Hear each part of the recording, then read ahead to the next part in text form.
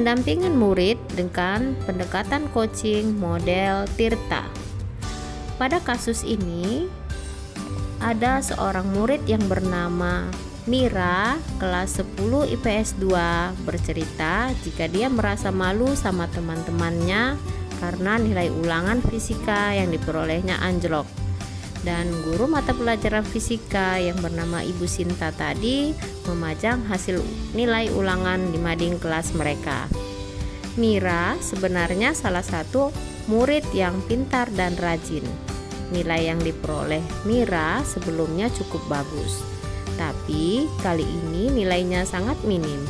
Mira merasa ingin Ibu Sinta mencabut kembali hasil nilai ulangan fisika yang dipajang tersebut. Bagaimana cara saya sebagai coach menanggapinya? Pada situasi dialog ini terjadi di istirahat pertama. Mira menemui guru yang bernama Ibu Nia. Saksikan dialog kami.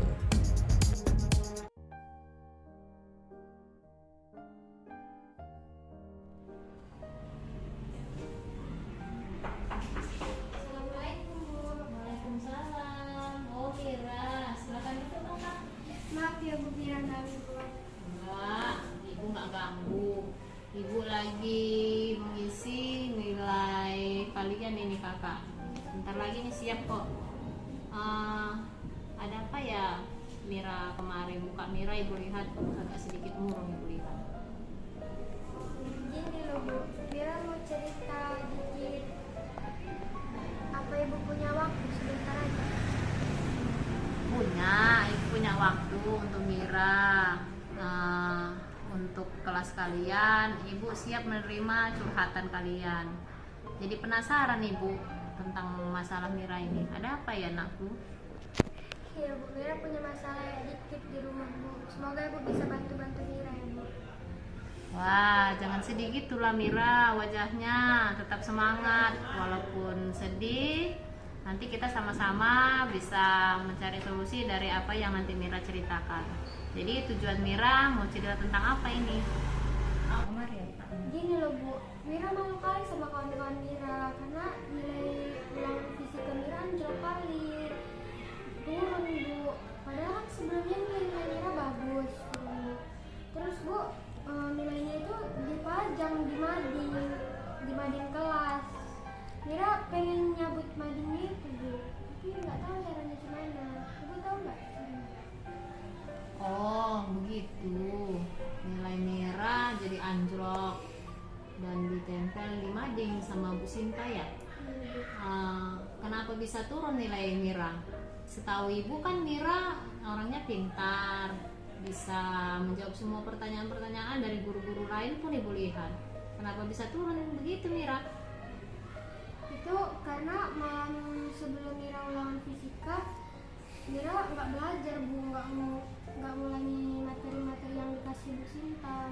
Jadi Mira nggak tahu apa yang dibahas. Wah, berarti nilai Mira menjadi anjlok karena seperti itu. Jadi Mira bisa ceritakan lah hambatan lain yang Mira hadapi, kenapa Mira tidak belajar di malam hari itu.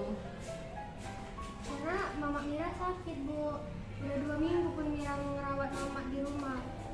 Terus saya juga merantau kan, Mira juga jaga adik yang umurnya masih 1 tahun, jadi Mira nggak sempat belajar.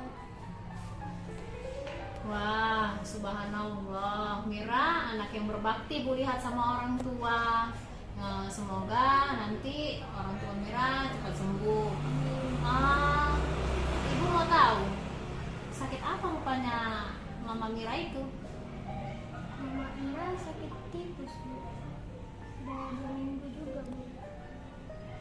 Semoga Ibu Mira cepat sembuh ya dari penyakit tipusnya. Ibu baru tahu ini juga. Tapi teringatnya apa Ibu Sinta sudah tahu kondisi Mama Mira sakit tipus seperti ini? Belum Bu, karena Mira takut cerita sama Bu Sinta, karena Mira lihat Bu Sinta sedikit gak peduli sama agak pemarah gitu Bu. Begitu rupanya. Jadi kesempatan apa yang Mira punya supaya nilai di sekolah tadi yang di kelas bisa dicopot lagi. Itu kan tadi ditempel sama Ibu Sinta di kelas. Jadi bagaimana lah kakak bisa mencopotnya itu? Mira pengen mencopot nilai itu dulu. Mira pengen bicara sama Bu Sinta untuk nyopot nilai itu dulu, Bu. Nanti Mira minta remedial kesempatan sekali lagi, Bu. Habis itu nggak apa-apa dipasang lagi, tapi Mira bakal belajar. Wah, ide yang bagus itu kakak. Sekarang bagaimana caranya supaya kakak mendapat nilai yang bagus? Sementara ibu tahu kakak tadi cerita kakak memberikan obat bersama orang tua, menemani lagi sakit, seperti itu. Jadi bagaimana cara kakak mengatasi hal tersebut? Mira akan belajar dengan baik, Bu, sambil ngawani merawat mama di rumah. Semangat kakak sangat hebat ya kak, luar biasa. Jadi masih ada hambatan lain kak selain itu kakak? Ada, Bu. Mira bingung sama adik Mira karena kan anak-anak biasanya itu kan, Bu, rewel. Kadang kalau mama udah siap mandi gitu, misalnya udah istirahat, Mira kan ada waktu untuk belajar. Tapi adik malah nyari-nyari buku Mira gitu. Jadi Mira nggak bisa belajar fokus gara-gara adik, Bu. Wah, jadi adik Mira mengganggu Mira belajar, ya kan? Seperti itu. Jadi bagaimana lah supaya adik Mira ini tidak mengganggu Mira untuk belajar lagi? Rencananya Mira mau nitipin adik ke rumah Hua yang rumahnya dekat sama rumah Mira, Bu. Sekitar 2 jam aja di sana. Nanti kalau Mira udah siap belajar, Mira jemput lagi. Nah, ini bagus itu kakak. Itu salah satu kekuatan kakak untuk belajar lebih bagus dan untuk mendapatkan nilai lebih baik lagi. Jadi kira-kira masih adakah hambatan lain yang Mira alami saat ini? Ada, Bu. Mira mau berencana mau jumpai Bu Sinta biar ngasih kesempatan sekali lagi untuk remedial biar Mira bisa memperbaiki nilai Mira. Wah, bagus itu kakak, jumpai Ibu Sinta. Semoga Ibu Sinta bisa menerima kakak, kondisi kakak seperti ini. Ibu rasa Ibu Sinta pun mau supaya kakak remedial. Jadi waktu kakak kapan itu menjumpai Ibu Sinta? Mira mau jumpai Bu Sinta sekitar istirahat kedua, kalau enggak pulang sekolah, Bu. Bagus itu kakak. Jadi untuk menemui Bu Sinta hari ini atau besok jam istirahatnya? Hari ini juga, Bu. Semoga Bu Sinta datang ya, Bu. Ibu setuju dengan pendapat kakak tadi. Untuk mencapai komitmen sehingga tujuan kakak ini tercapai, kapanlah kakak mau menjumpai Ibu Sinta? Pada istirahat hari ini atau istirahat besok itu kakak? Hari ini juga, Bu. Mira berkomitmen mau jumpai Bu Sinta. Kira-kira Bu Sinta ada nggak ya, Bu? Ibu Sinta tadi ibu lihat ada di kantor. Kami pun sempat berbicara sama Ibu Sinta. Semoga lancar nanti berbicaranya sama Ibu Sinta ya nak. Jadi mulai kapan kakak bisa belajar dengan baik? Secepatnya, Bu. Insya Allah pulang sekolah ini nanti Mira ngantarkan adik ke rumah Wawa biar Mira bisa belajar. Komitmen yang sangat bagus. Ibu senang kakak bisa mendapatkan solusi dari komitmen kakak ini juga. Kira-kira selain hal itu ada nggak yang bisa membantu supaya komitmen kakak ini berjalan dengan baik menemui Ibu Sinta di sekolah setelah istirahat nanti? Mira mau minta bantuan sama Jihan, Bu, bantuan ngomong sama Bu Sinta. Ya. Karena si Jihan ini lumayan akrab sama Bu Sinta. Si Jihan ini juga agak pintar di kelas kami. Wah, bagus itu kakak, ide yang luar biasa. Jadi selain hal itu yang bisa membantu kakak di rumah, siapa lagi ya kakak? Mira mau nelpon ayah Mira yang lagi merantau, Bu, Ya. supaya biar ayah bisa doain mama biar cepat sembuh biar Mira juga lancar ujian ulangan remedialnya. Wah, Ibu senang Kakak sudah memiliki komitmen seperti ini. Semangat terus belajar, jangan sedih. Ibu mau anak-anak Ibu selalu semangat dan senang. Iya Bu, Mira udah merasa lega dapat pencerahan dari Ibu. Makasih ya Bu udah mau dengerin cerita Mira. Ya, sama-sama ya Kakak. Semangat selalu. Ibu selalu mendoakan anak-anak Ibu selalu mendapat nilai terbaik dan semoga sukses dalam hal apapun juga. Amin, makasih ya Bu sekali lagi. Bu, Mira izin dulu ya jumpa Ibu Sinta. Ya, silahkan. Jangan lupa nanti berbicara sama Ibu Sintanya dengan hati-hati dan pelan bahasanya ya nak. Juga bawa ke Zihan tadi yang kakak bilang tadi, semoga berhasil. Semangat selalu ya, sehat kakak ya. Waalaikumsalam.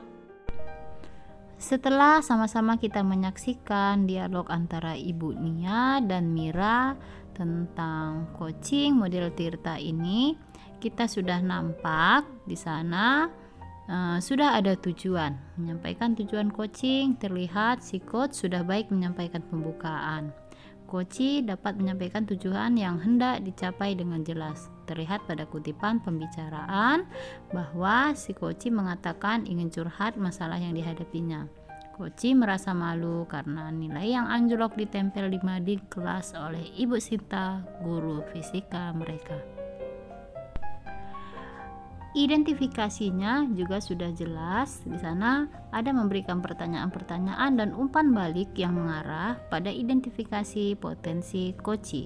Pertanyaan si coach sudah bersifat terbuka dan mampu mengeksplorasi coach, memberikan respon yang lancar. Potensi dan alternatif solusi tergali. Coach aktif dalam memberikan tanggapan dan umpan balik. Tercermin pada salah satu dialog, yaitu bagaimana bisa nilai ulangan fisika Mira turun. Nah, ada dialog-dialog yang lainnya juga.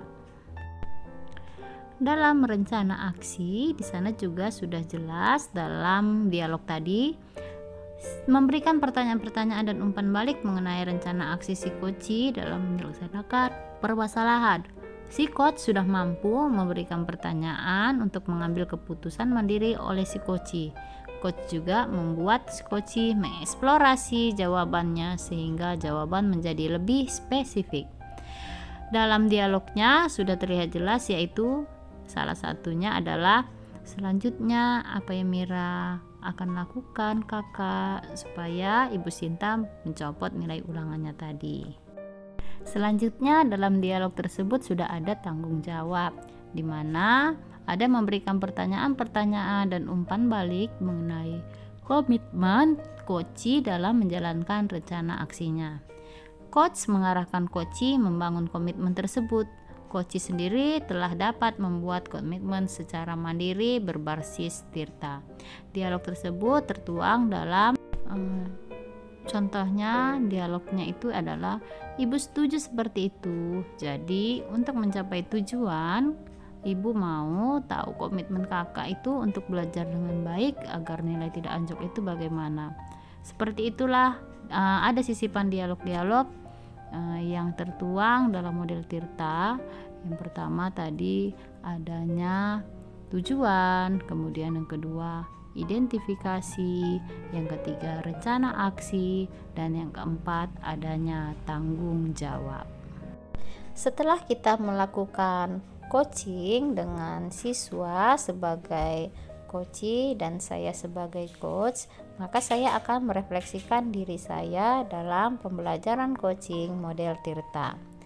Jadi keterampilan coaching ini dapat membantu profesi saya sebagai guru dalam menjalankan pendidikan yang berpihak pada murid.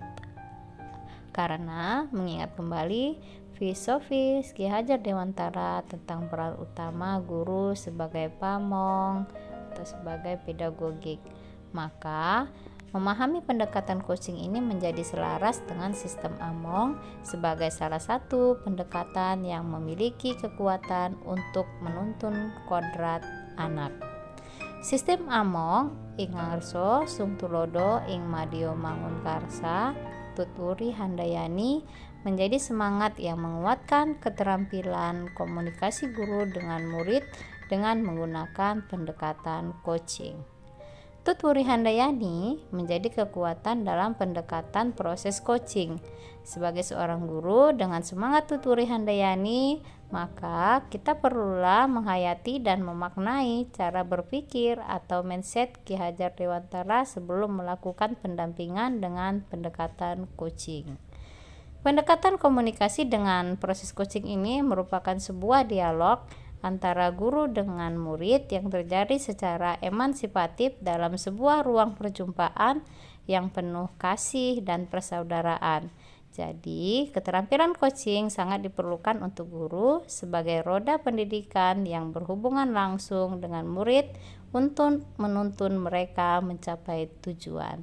Jadi, coaching dengan pendekatan model Tirta ini sangat bermanfaat untuk pendekatan kita dengan murid-murid kita jika ada murid kita yang ingin memberikan curhat atau memecahkan masalah secara bersama. Terima kasih. Semoga praktek coaching ini bisa bermanfaat bagi kita semua.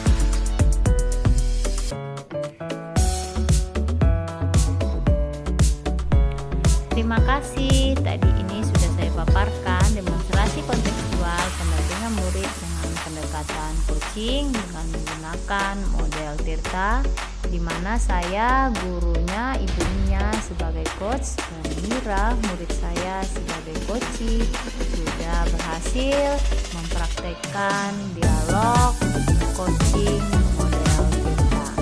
Di sana sudah lengkap, ada tujuan, ada identifikasi, ada rencana aksi, dan ada tanggung jawab. Terima kasih untuk semuanya dan terima kasih kepada ibu fasil kami, Ibu Pustiatun Widianingsih, dan kepada pengajar praktik kami, Ibu Asnita Hasibuan yang sudah mendampingi saya menjadi seorang calon guru penggerak di angkatan keempat Kabupaten Asahan, Provinsi Sumatera Utara. Semoga pemaparan tadi bisa bermanfaat untuk kita semua. Saya akhiri dengan Assalamualaikum warahmatullahi wabarakatuh.